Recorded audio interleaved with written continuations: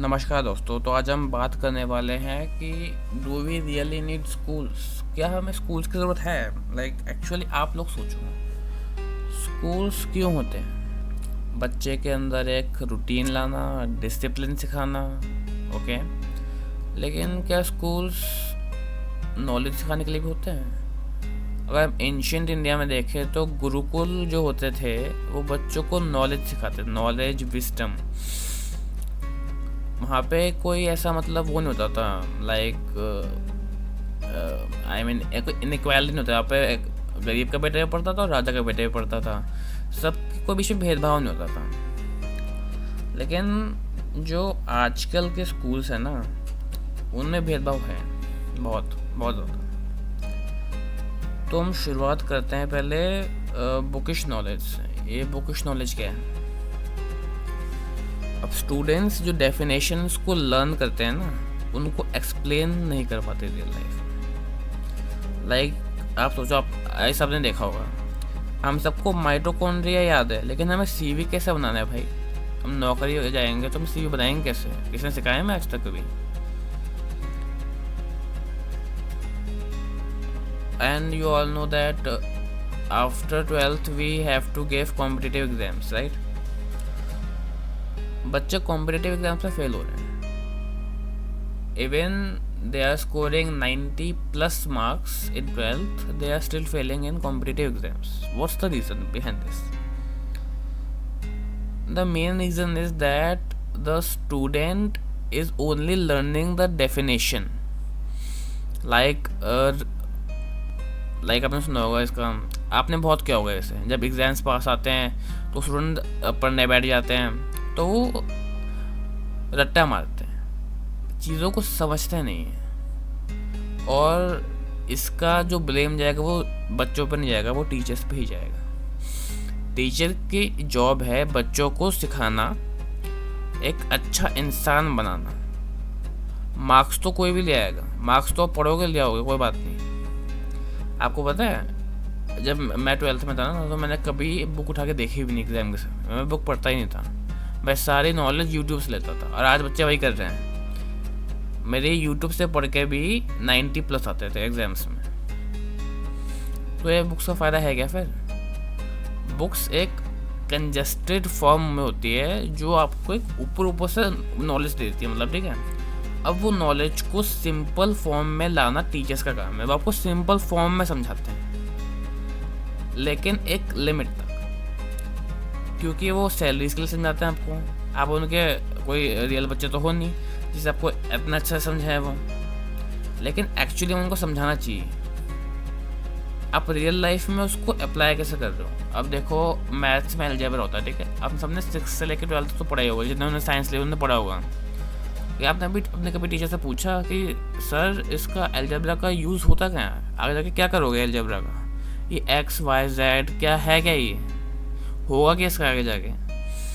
ये सिर्फ एग्जाम्स तक सीमित है अलजेब्रा। इसका रियल लाइफ यूज़ मैंने आज तक नहीं देखा। आज तक टीचर ने हमें एक्सप्लेन नहीं किया इसका यूज़ है क्या। अब देखो, हमें ये सब सिखाया जाता है, माइटोकॉन्ड्रिया, पाइथागोरस थ्योरम, ये सब हमारे सिलेबस में है। लेकिन टैक्स कैसे भरें बताया किसी ने हमें कभी? हम अपनी इमोशनल हेल्थ को कैसे संभालें? अपने करियर डिसीजंस कैसे लें? क्या कभी किसने सिखाया हमें ये बात? नहीं। क्यों? स्कूल को सिखाना चाहिए। हम कैसे सीखें ये? अब बात आती है बिजनेस ऑफ एजुकेशन। आपने सुना होगा डोनेशन स्कैम्स, प्राइवेट स्कूल की फीस 50,000 से लेकर 5 लाख तक है। और coaching, it's a literal scam.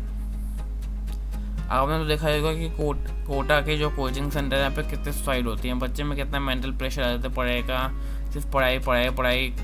Engineering ज़्यादा होता है, इंजीनियरिंग मेडिकल में सबसे ज़्यादा होता है कि बच्चे सुसाइड करते हैं पढ़ाई के प्रेशर से। वो इतना मेंटल प्रेशर हैंडल नहीं कर पाते, और ये कोई स्कूल या कोचिंग सेंटर नहीं सिखाएगा आपको कि आपको अपना मेंटल प्रेशर कैसे मेंटेन करना है ड्यूरिंग एग्जाम्स, ऑफ कोर्स, क्योंकि एग्जाम के समय सुसाइड सबसे ज़्यादा होता है। और ये कॉम्पिटिटिव कल्चर जो है ना, ये एक लिटरल कॉज है स्ट्रेस, एंग्जाइटी एंड डिप्रेशन का। आपने देखा होगा आज की यूथ में डिप्रेशन ज़्यादा है। इसका रीज़न सिर्फ कॉम्पिटिटिव कल्चर ही है। बच्चों के मन में एक कॉम्पिटिशन की भावना आ जाती है कि वो मुझसे ज़्यादा ला रहा है, मुझे ज़्यादा लाना, वो ज़्यादा पढ़ता है, और वो इतना पढ़ता है कि वो अपनी लाइफ जीना ही भूल जाता है। आप पढ़ाई में इतना बिजी हो रहे हो कि अपनी लाइफ जीना भूल रहे हो। आप सारी ज़िंदगी पढ़ाई थोड़ी करनी है, खुश रहना है भाई। स्कूल्स को हमें सिखाना चाहिए कि financial literacy like taxes, banking, emotional intelligence, communication, entrepreneurship. आजकल स्कूलों में है कुछ सब्जेक्ट्स हैं एंटरप्रेन्योरशिप का, नो, बट वो लिटरल मीनिंग में नहीं है। लाइक एंटरप्रेन्योरशिप मतलब बिजनेस स्किल्स नहीं। तो बिजनेस स्किल्स, आपको बिजनेस कैसे शुरू करना है, how to be entrepreneur, definition दे देंगे। रियल लाइफ करके बताओ ना कि क्या करना क्या है हमें। अगर रियल लाइफ सिचुएशन है तो उसे एक विजुअल रिप्रेजेंटेशन दो ना। आप बुकिश नॉलेज से डेफिनेशन पढ़ा रहे हो कि ऐसे ऐसे करना है, अरे पर रियल लाइफ बताओ ना करना क्या है। एक्चुअल जो नॉलेज होते हैं ना, हमें स्कूल के बाहर मिले, स्कूल में कभी नॉलेज मिली ही नहीं। आपको देखना, अपने एक्सपीरियंस से बता रहा हूँ मैं, जो मैंने बाहर सीखा ना, वो मैंने कभी स्कूल में आज तक नहीं सीखा। टीचर से अच्छा आपको दोस्त पढ़ा देता है आपको। अगर आप क्वेश्चन पूछोगे ना टीचर से, तो टीचर एक ऐसी फॉर्म में बताएंगे जो आपको मतलब आपके दिमाग में घूम जाएगा, समझ नहीं आएगा ये बोला कि टीचर ने। लेकिन अगर आप वही सेम क्वेश्चन अपने दोस्त से पूछोगे ना, वो ऐसे में बताएगा, आपको समझ आ जाएगा। यही एक डिफरेंस है कि टीचर कैसे समझाता है और फ्रेंड कैसे समझाता है। टीचर को फ्रेंड की तरह समझाना चाहिए तो आपको समझ आएगा। अब एक ऑल्टरनेटिव लर्निंग का कॉन्सेप्ट भी आया है, यूट्यूब से पढ़ता है, स्किल शेयर, कोर्सेरा और सेल्फ लर्निंग जो कल्चर है वो। किड्स आजकल कोडिंग यूट्यूब सीख जाते हैं, स्कूल डिग्री की ज़रूरत भी नहीं है आपको। आप कोडिंग, कंप्यूटर साइंस आपने देखा होगा स्कूल्स में, आप कोडिंग सिखाते हैं, ठीक है, मैंने की है, बहुत डिफिकल्ट है सच में। लेकिन अगर मैंने वही सेम चीज़ यूट्यूब से सीखी तो मुझे इतनी आसान लगी ना, तो टीचर्स जो स्कूल में है वो मैं वैसे क्यों नहीं सिखा सकता जैसे मैं यूट्यूब पे सिखाया गया है। लाइक कोडिंग तो सेम है ना, सेम ही थिंग मैंने यूट्यूब से सीखी, मुझे इतनी ज़्यादा समझ आ गई ना, उसमें इतनी आसान तरीके से है, मैंने इसे मतलब 2 मिनट में सीख गया, और स्कूल में 2 दिन में भी वो एक चीज़ नहीं सीख पाया मैं। तो ये क्यों है यार, इसको सुधारना है ना। स्कूल्स एक्चुअली मैटर करते हैं। अगर स्टूडेंट के लाइफ में एक रूटीन लाना है, एक डिसिप्लिन लाना है, तो हाँ स्कूल्स ज़रूरी हैं। स्कूल में जो टीचर्स है वो एक गाइडेंस का काम करते हैं कि बच्चे को एक सही दिशा दे सकें, जिससे बच्चा सही दिशा में चले। ठीक है, हाँ मैं मानता हूँ स्कूल ज़रूरी है, लेकिन एक चेंज के साथ, एक उसमें एक एडमिनिस्ट्रेटिव चेंज लाना पड़ेगा, जिससे स्कूल एक्चुअली में यूज़फुल हो सके। आप जानते हो कि एजुकेशन हमारा राइट है, हमारा हक है पढ़ना, ठीक है, लेकिन आज वो प्रिविलेज बन गया है। जिसके पास पैसा है वही पढ़ सकता है, गरीब का जो बेटा है वो स्कूल नहीं जाता। क्यों, ऐसा क्यों है भाई? इक्वालिटी होनी चाहिए ना देश में है राइट टू इक्वालिटी, लेकिन एजुकेशन में क्यों नहीं है वो? एक तो रिजर्वेशन ने भी मतलब बहुत हद कर रखी है। रिजर्वेशंस उनके लिए बनाई गई थी जो अफोर्ड नहीं कर सकते फीस, ठीक है, लेकिन आज वो लोग भी रिजर्वेशन का फ़ायदा उठा रहे हैं जो कि एक्चुअली में अफोर्ड कर सकते हैं, पर वो SC, ST और OBC के अंदर आते हैं। वो उनके पास पैसा है, वो अफोर्ड कर सकते हैं, पर स्टिल वो इन कैटेगरीज के अंदर आते हैं, तो उन्हें रिजर्वेशन मिलती है।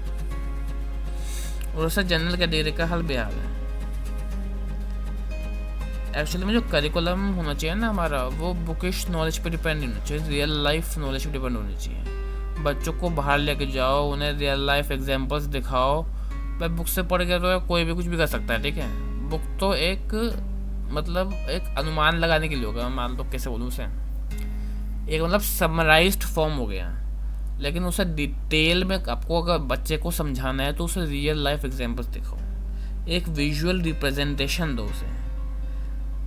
एक शुरू हुआ है स्कूल में project based learning, it's very nice, literally is very nice. इससे आपको बच्चे के स्किल्स का पता चलता है कि बच्चा किस स्किल में माहिर है। एक न्यू एजुकेशन पॉलिसी लानी पड़ेगी इंडिया में। आपने कभी देखा है फिनिश क्लासरूम को, फिनलैंड के क्लासरूम्स को?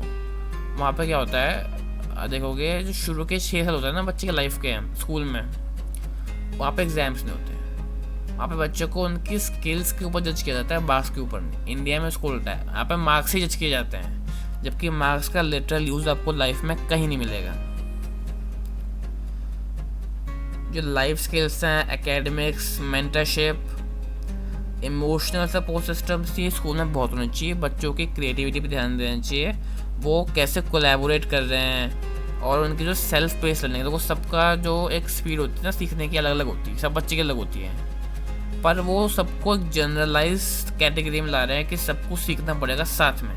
टीचर स्कूल में इतनी स्पीड से चलता है ना, हमारे एक मैथ्स के सर थे, वो इतना जल्दी लिख देता है, हमें लिखना पड़ता था, चाहे बच्चे लिख पाए ना लिख पाए, पर लिखना पड़ेगा। वो 5 मिनट के अंदर बोर्ड पर लिखा हुआ सब मिटा देते थे। और अब देखो स्कूल्स का काम है हमें लाइफ के लिए प्रिपेयर करना। हमारी लाइफ में गाइडेंस तो इम्पोर्टेंट है, ठीक है, हमें स्कूल्स को हटाने की ज़रूरत नहीं है, बस उसमें एक चेंज लाना है। हाँ, एक इम्पॉर्टेंट टॉपिक बहुत है, स्ट्रीम सिलेक्शन। अब देखो 10th के बाद हर बच्चे प्रेशर बनता है कि कौन सी स्ट्रीम लोगे, साइंस, कॉमर्स या आर्ट्स। ज़्यादातर पेरेंट्स साइंस को प्रेफर करते हैं क्योंकि एक इंडिया में माइंडसेट बन गया है कि साइंस बेस्ट है। ऐसा नहीं, बेस्ट हर स्ट्रीम है, वो बच्चे के पैशन में डिपेंड करता है उसको क्या बनना है। ये एक क्रिटिकल डिसीजन होता है एक्चुअली में। 10th के बाद बच्चों को पता नहीं होता उन्हें क्या करना है फ्यूचर में। इससे क्या होता है, उन्हें एंग्जाइटी होता है, डिप्रेशन और रिग्रेट होता है। रिग्रेट मैंने किया है, मैंने सबसे जो मेरा लाइफ का डिसीजन है ना यही है कि मैंने 10th के बाद साइंस क्यों ली। I literally regret this decision in my life. मेरे पे इतना ज़्यादा प्रेशर था, मेंटल प्रेशर बहुत था मेरे पे। पेरेंट्स बोल रहे थे, रिलेटिव्स बोल रहे थे science low, science low, science is the best. क्योंकि साइंस के बाद आपके पास ऑप्शंस बहुत खुल जाते हैं। ठीक है, माना ऑप्शंस खुल जाता है, लेकिन अगर मुझे वो करना ही नहीं है तो मैं क्यों लूँ। मुझे हिस्ट्री में बहुत इंटरेस्ट था, मुझे आर्ट्स लेनी थी, लेकिन मुझे किसी ने नहीं बताया कि आर्ट्स के बाद आपके पास क्या ऑप्शंस होते हैं। किसी ने मुझे नहीं बताया कि कॉमर्स के बाद आपके पास क्या ऑप्शंस होते हैं। So I was forced to take PCM because I had no other option. ठीक है, मैंने ले लिया। 11th में क्या हुआ, हमारे होते थे PT1, it means periodic test 1। I failed in all the 3 subjects, physics, chemistry, maths. I failed, and very badly. I mean, like, it was scored out of all 25 marks each. So I scored 3, 8, 7 like these marks, and you know that it's very bad. I literally cried all night that I scored so bad in these subjects, and I thought that कि कमी मुझ में। I literally thought like that कि मुझ में ही कमी है, मुझसे नहीं हो पाया, मैं कमज़ोर हूँ, मैं फेलियर। मैंने सोचा आगे चले। हमारे टर्म्स हुए, इट मीन्स हाफ ईयरलीज, उसमें भी फेल हो गया। रीटेस्ट हुए, उसमें भी फेल हो गया। तो हमारे वाइस प्रिंसिपल थी, वो काइंड थी बहुत ना मुझसे, तो उन्होंने मुझसे बोला कि आप स्ट्रीम चेंज कर लो। तो मैंने बोला कि मैम घर पे मानेंगे नहीं मेरे पेरेंट्स ना, आप उनसे बात कर लो एक बार। तो उन्होंने मेरी मम्मी से बात की थी और मैंने कहा ठीक है कर देंगे, अगर इस बार अच्छी नहीं है तो कर देंगे। लेकिन उसके बाद टाइम बीतता गया, हमारे पीरियोडिक टेस्ट 3 हुए, नहीं आई मीन 2, हाँ पीरियोडिक टेस्ट 2 हुए, उसमें भी फेल हो गया। अब फिर इतना समय हो गया था कि अब स्ट्रीम चेंज नहीं हो सकती थी। अब जो मेरे पास ऑप्शन बचा था फाइनल्स बचा था कि फाइनल्स में अच्छा करना है। अब फाइनल्स में भी फेल हो गया। अब फाइनल्स के पास जनरली रीटेस्ट होते नहीं है, लेकिन अगर ज़्यादा बच्चे फेल हों तो होते हैं। तो हमारे टोटल क्लास में 45 स्टूडेंट्स थे, इसमें से 25 बच्चे फेल थे और बाकी कॉमर्स के सेक्शंस के भी थे, तो रीटेस्ट करवा दिया। And guess what, I fail again. I only passed in physics and the passing marks for physics were 23 and I scored 23.5. But the requirements I had to pass in 2 subjects which I did not, and I failed very miserably. So I had no other choice but to repeat the class, and I took humanities this time, and I scored 60% in 11th and 84% in 12th, and I am very proud of myself, of my marks. But I only regret this 1 year of 11th when I had to take science by force and mental pressure from my parents. I really regretted it. So अब जो आगे की generation है, मैं सिर्फ यही कहना चाहूँगा कि आप वही स्ट्रीम लो जो आपको सही लगे। कोई पीयर प्रेशर मैटर नहीं करता, कोई पेरेंटल प्रेशर मैटर नहीं करता, आप मैटर करते हो। आपकी चॉइसेस आपकी लाइफ डिसाइड करती है। आप सही चॉइस लोगे तभी आपकी लाइफ सही दिशा में जाएगी। तो ये आप पे मैटर करता है कि आपको क्या लेना है। अब देखो ये बहुत होता है कि जब क्लास 10 पास करते हो ना, तो आपके पेरेंट्स आपको कंपेयर करना शुरू करते हैं। सबके साथ नहीं होता, वो मेरे साथ हुआ था कि देखो शर्मा जी के बारे 95% लाया तो उसने साइंस लिया, तू भी साइंस ले। लेकिन अगर आपको आर्ट्स लेना हो या कॉमर्स लेना हो तो आपकी चॉइस कोई पूछता ही नहीं आपसे। बेसिकली सब पेरेंट्स फोर्स करते हैं। हाँ, कुछ पेरेंट्स कूल होते हैं तो वो आपकी चॉइस सुन लेते हैं, पर मेरे केस में ऐसा नहीं था। काफ़ी केस में ऐसा नहीं होता है। तो जो स्कूल का सिस्टम है ना, उसमें करियर काउंसलिंग एक नाम ही है। करियर काउंसलर्स कुछ करता थोड़ी है। उनका भी माइंडसेट होता है कि साइंस की साइड ही बच्चे को डाइवर्ट कर दे, कि वो साइंस ही ले। लेकिन बच्चे का सपना जो होता है ना, वो कोई पूछता नहीं उस पर कितना प्रेशर होता है। एक्चुअली उस पर कितना मेंटल प्रेशर हो जाता है। मैंने बहुत केस देखे ऐसे। जब मैं साइंस साइड में था ना, तो उसमें जब बच्चों पे एग्ज़ाम का प्रेशर होता था, मैंने हाफ ईयरली तो फाइनेंस में बहुत देखा है कि बच्चे एग्ज़ाम से पहले बेहोश हो जाते थे। लिटरली बेहोश हो जाते थे। उन्हें हॉस्पिटल लेके जाया जाता था कि इतना प्रेशर वो झेल ही नहीं पाते थे। इवन जब मैं ह्यूमैनिटीज़ में था, मैंने बोर्ड्स में जब गया था मैं, तो मैंने वहाँ पर काफ़ी बच्चों को देखा जो इवन ह्यूमैनिटीज़ में पॉलिटिकल साइंस के पेपर से पहले कई बच्चे बेहोश हो, उनकी तबीयत ख़राब होगी, उल्टियाँ होगी उन्हें। मतलब बच्चे तक प्रेशर ले लेते हैं, लेकिन उस प्रेशर को हैंडल कैसे करें स्कूल में हमें कोई नहीं बताता। लिटरली में कोई नहीं बताता। ये करियर काउंसलर सिर्फ नाम के होते हैं, ये कुछ करते थोड़ी हैं। अगर आप देखोगे, एक बहुत पॉपुलर स्टैंड अप कॉमेडियन है, मुझे पता नहीं नाम सुना होगा उसका, विश्वा कल्याण रथ। उसने बीटेक किया था IIT खड़गपुर से और एप्पल में काम भी किया। लेकिन अगर उससे एक इंटरव्यू हुआ था, उसने बोला कि मेरे पास सब कुछ था, पैसा था, फेम था, लेकिन बस खुशी नहीं थी। उसके पास खुशी नहीं थी। तो उसने स्टैंड अप कॉमेडियन की। स्टैंड अप कॉमेडियन बना, आपने शायद नाम सुना होगा उसका। बहुत सारे ऐसे लोग हैं जिन्होंने इंजीनियरिंग करी, लेकिन वो तब भी स्टैंड अप कॉमेडियंस बने।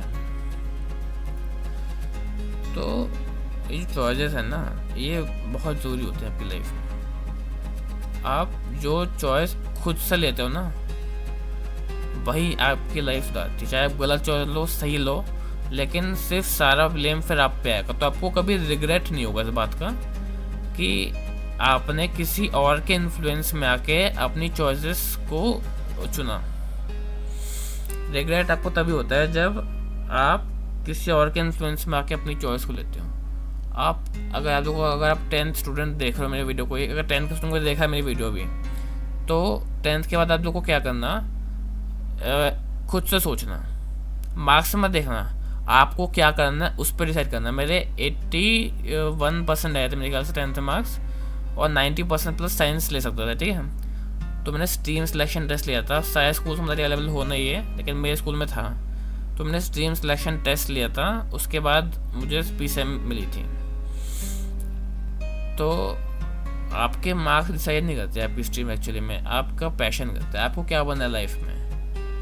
हाँ, हो सकता है काफ़ी बच्चों को नहीं पता, कि मुझे भी नहीं पता कि मुझे क्या करना है। मुझे आज तक नहीं पता मुझे लाइफ में करना क्या है, लेकिन मुझे कुछ ऐसी चीज़ करनी है जिसमें ना ही मेहनत लगे, लेकिन मैं तब भी दुनिया का भला कर पाऊँ। तो मैंने एक्चुअली में बहुत सोचा मुझे एक टीचर बनना है। आई नो इट्स ऑड, मुझे कभी बचपन से टीचर नहीं बनना था, क्योंकि टीचर मुझे हमेशा बुरे ही लगते थे, लेकिन मुझे टीचर ही बनना है। ऐसा वैसा टीचर नहीं है, एज अ सोशल वर्कर जो बच्चों को फ्री में पढ़ाए, सिर्फ फ्री में, बच्चों को एक्चुअल नॉलेज दे। सो अपनी वीडियोस से मैं यही कोशिश करूँगा। ये मेरी पहली वीडियो है अभी तक की, 2 शॉर्ट्स पड़े हुए हैं मेरे चैनल पर ये मेरी पहली वीडियो है। तो मैं बच्चों को सिर्फ ये सिखाऊँगा कि अच्छा इंसान कैसे बने, क्योंकि मार्क्स के लिए तो आप स्कूल में भी जाके पढ़े रहे हो, लेकिन नॉलेज थोड़ी दे रहा है यहाँ पर जाके कोई आपको बता थोड़ी रहा है कि आपको लाइफ में करना है क्या है। आपकी चॉइसेस को कैसे पैशन में बदल दे, कोई बता थोड़ी रहा आपको हमें जाके।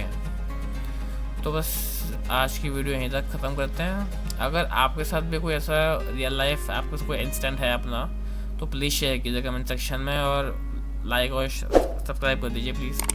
मेरी पहली वीडियो तो मेरी वॉइस को जज मत करना, वैसे तो है। चलिए फिर मिलते हैं अगली वीडियो में, बाय।